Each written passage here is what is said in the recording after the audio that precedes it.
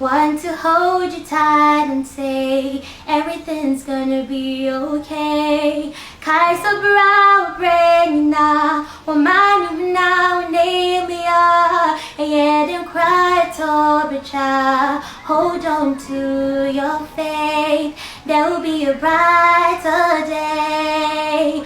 Brighter day, brighter day.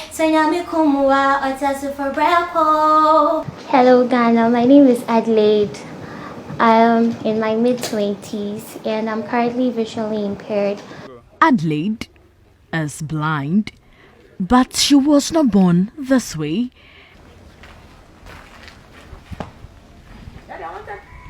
Her childhood, she tells me, was a memorable one, growing up at Nungwa, a suburb of Accra.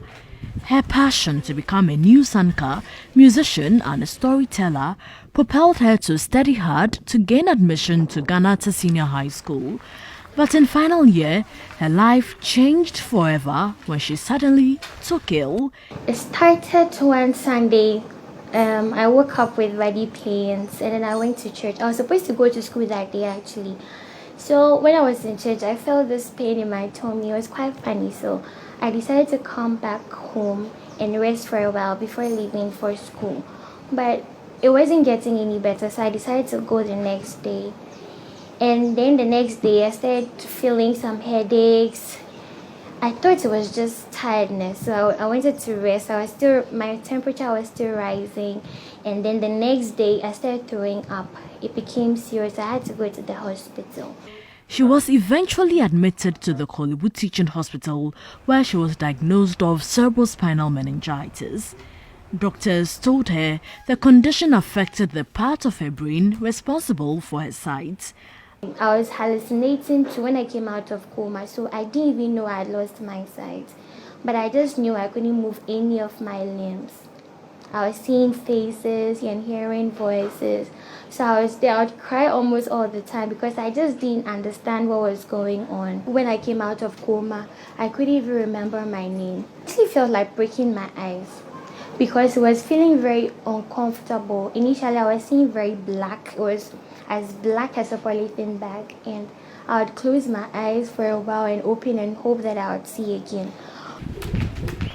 We have some few friends who say that if she should get to the US, there are doctors there and facilities that can help her quicken up the nervous system and she can come back.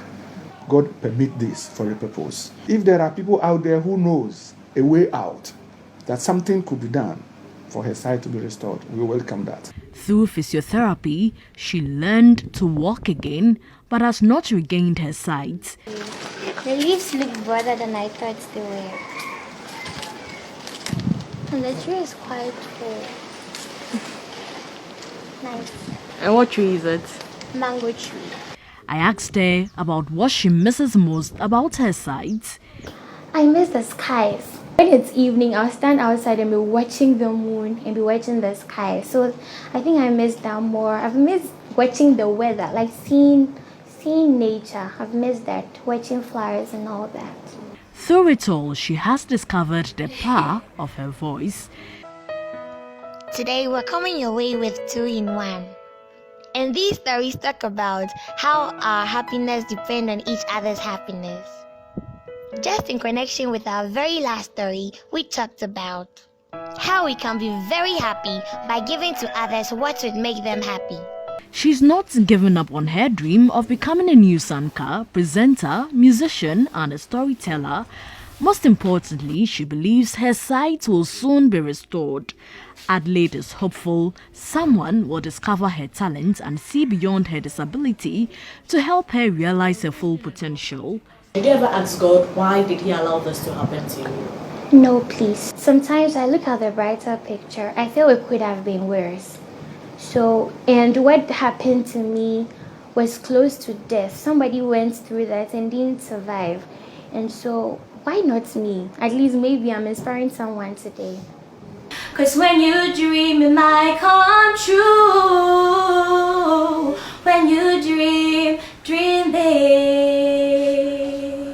Portia Gabo, TV3 News, Accra. When you dream, dream big.